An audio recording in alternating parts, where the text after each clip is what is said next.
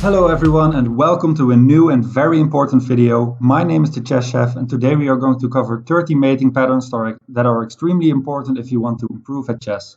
Attacking chess is something everyone wants to play, and to be able to calculate if an attack works, we have to know how to checkmate the king. When all of the squares around the king are either taken by your pieces or the enemy pieces, and the king is simultaneously attacked by one of your pieces, then there is nowhere for the king to run and it's checkmate. Also, in many instances, the king might be on the edge of the board, so then you only have to cover 6 squares instead of 9. And when the king is on the corner of the board, there are only 4 squares that need to be covered. Perhaps one of the most common ways to checkmate a king is a back rank mate, and that happens when you take away all of the squares on the back rank for the king, while the king is suffocated by his own pawns. Right now, all the 6 squares the king can go to are covered, and it's checkmate. Then a very easy checkmate is when you have 2 rooks against the king, and you want to drive the king all the way up the board so that he gets to the back rank. You do this by taking away every file one by one. When the king moves up, take away all of the squares he has. Now when he's on the back rank, you take away all the squares on the back rank and suffocate the king, and all of the 6 squares are covered, and it's checkmate. A corridor mate is when all of the squares to the left and to the right of the king are taken by the 2 rooks, and now whenever you close off all of these 3 squares simultaneously attacking the king, there will be no way to escape for the king. And when the queen blocks and you take all of these squares are taken, also the queen is attacked, so it's mate. A fool's mate is the fastest way to checkmate a king, and it happens after f3, you play e5, making way for the queen to go to h4, and after g4, queen to h5, these squares are taken and the rest are covered by pieces. There is no way to block this diagonal, and it's checkmate. A scholar's mate, everyone has been scholar's mated at least once in their lifetime. It happens after e4, e5, for example, bishop c4 attacking the f7 pawn, let's say knight c6, and queen h5, once again attacking this pawn. Once the queen is able to take this pawn, all of these squares are taken by the king's own pieces, and these 3 squares will be covered by the queen. Now let's say a huge blunder, knight f6, and now the queen can take on f7, and it's checkmate. The smothered mate is one of the most beautiful ways to get mated. It happens, for example, after knight to f7 check, king g8, knight h6 check. Now the king can move either to h8 or f8. What happens if he moves to f8 is the queen goes to f7, and all of the 6 squares are taken, so the king would be checkmated. And if he goes to h8, you can sacrifice the queen to g8 check, and after the rook captures, there's this beautiful move, knight f7, taking away the only square the king could move to. He's smothered by the rest of his pieces. Now we're going to dive into the lesser known mates. For example, the Anastasia mate. It happens after the knight covers 2 of the squares in front of the king, and one of them is covered by the pawn.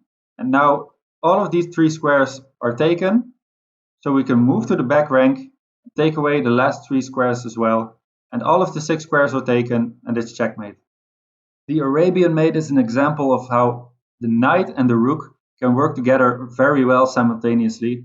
Now what happens after knight to f6 check is that the king only has 1 square to go to, because this one is taken by the bishop, and whenever he moves up the board to h8, there's this mating idea, rook to g8 checkmate, because this square is taken by the knight, and these 3 are attacked by the rook, which is defended by the knight. So now it's checkmate.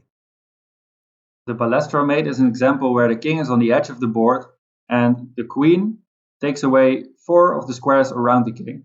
Now, the only thing that needs to happen is for one piece to take away both of these squares simultaneously attacking the king, and that's what happens when the move bishop to c6 is played, because these squares are taken and these squares were taken by the queen, and now it's checkmate.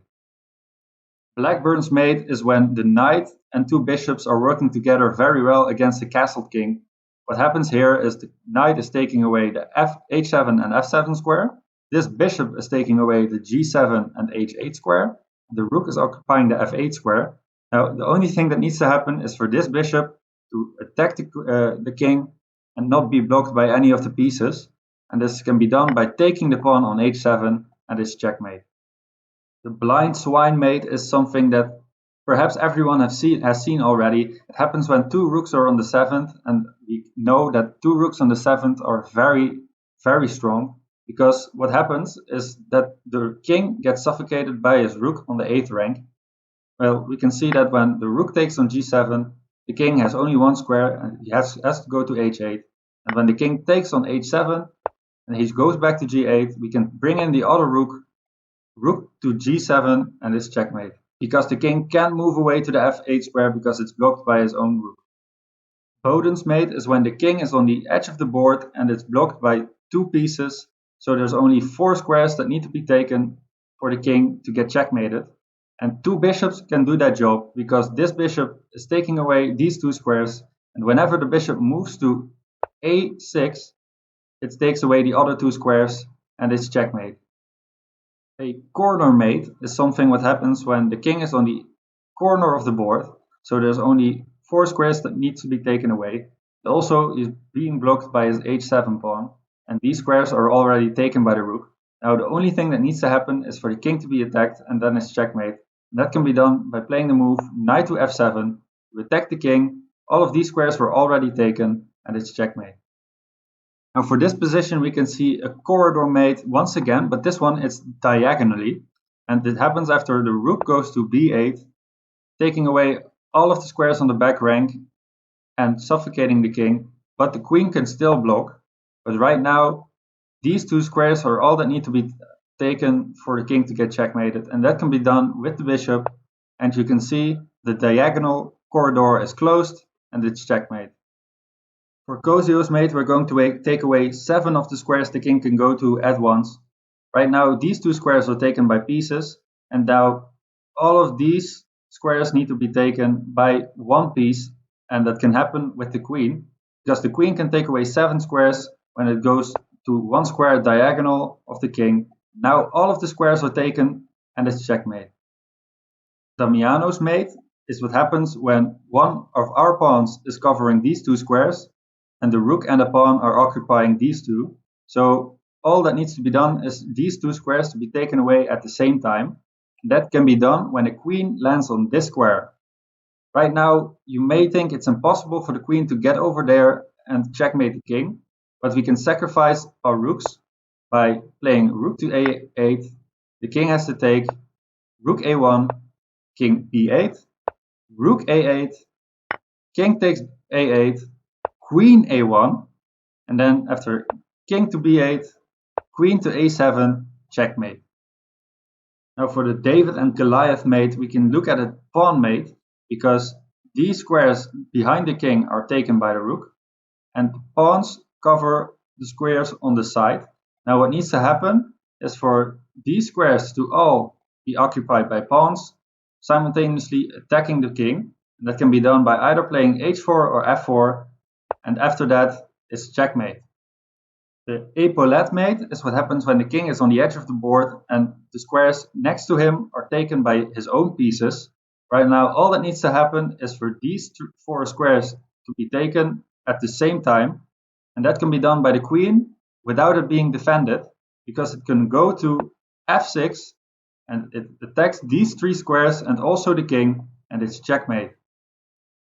Greco's mate is what happens when the king is on the edge of the board and a pawn is blocking his way, and also one of the bishops takes away the last square for the king to go to.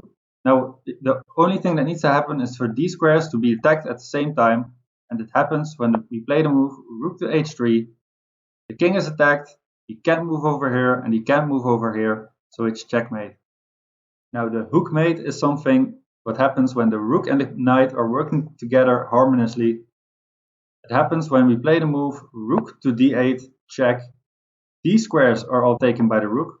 The pawn is blocking this square. This square is taken by the knight. This square is also taken by the rook. And this square is taken by the pawn. The knight can be taken because it's defended by the pawn. So all the squares are taken, and it's checkmate. Now the kill box mate is something that happens when you close the box for the king. Right now this queen is attacking all of these squares. So the only thing for the king to go to is this square, but it's already taken by the rook. What needs to happen is for the king to be attacked by the rook as well. That can be done by moving the rook to the h7 square, and the box is closed, and it's checkmate. Legal's mate is something that happens in these kinds of positions, and it happens after knight takes e5. You might think, well, we're just sacrificing our queen, but we get a mate afterwards, because after bishop takes f7, we take away these two squares for the king, and whenever he moves up, we play the move knight to d5, and it's already checkmate, because these three squares are taken by the bishop, this one is taken by the knight, these three are taken by pieces from the black camp, and these two squares remain that are taken by the knight, and it's checkmate. Lali's mate is something that often occurs when you have dark squared weaknesses in your king side. Queen can never defend this square from here. Also, there's only one way to defend this square, and that's having a dark squared bishop on either of these squares.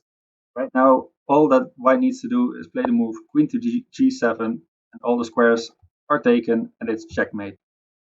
Now, Morphy's mate is something that really looks like the corner mate, but except in this situation, when you move the rook out of the way, and the bishop is attacking this square, queen can cover, the rook can cover, but nothing can prevent checkmate. The difference with the corner mate is that the corner mate had a knight on f7, and now it's a bishop checking the king, and it's checkmate. The opera mate is something you see quite often, because right now we can play the move queen to b8, and the only thing for black to do is play the move knight takes b8, and right now you can see the opera mate in effect, because after rook to d8 is checkmate. The bishop covers this square and protects the rook, and all these squares would be taken. Also, the f7 pawn is in the way of the king, so it's checkmate. Now, the railroad mate is something we use when the queen and rook take away the squares above and below the king, and we lure the king to the edge of the board by playing the kill box mate a couple of times. It happens after rook to d7 check, king e6, queen to d5 check, king f6, rook to f7 check, king g6, queen to f5 check, king h6, and right now we play the kill box mate, rook to h7, checkmate. Now, Reddy's mate is something that's very cool to see, because right now we're going to checkmate the king, not with any of the heavy pieces, no, with the bishop, by playing the move bishop to d8, and it's already checkmate. All of these squares are taken by the black pieces. These squares are all covered by the rook, and these two by the bishop, and it's checkmate. The swallowtails mate is something I've blundered very recently. This is the position it was in, and I blundered that white could play the move queen to g5 checkmate. The king is attacked by the queen that covers all of these squares, and these two squares are taken by pawns, so it's checkmate. Now, for the triangle mate, you can see that when we play queen to f5, it's checkmate, and it's named the triangle mate because the queen, the king, and the rook are in a triangle, and this pawn is on top of the triangle, on top of the pyramid, which blocks the king from moving backwards. Now, for the icing on the cake, this is the Vukovic mate, and you can see that after we play the move rook to c7 and let black promote, there's the move rook to e7 checkmate. The rook is covered by the pawn, and these two squares are taken by the knight. Also, these squares are all covered by the rook, so it's checkmate on the back rank. Did you watch all the 30 mating patterns? Then I want to thank you a lot, because I really enjoy making these videos, and I really like the fact that you are watching them. Now, if you liked the video, please leave a like and subscribe for more content. I hope to see you guys in the next video. Bye bye.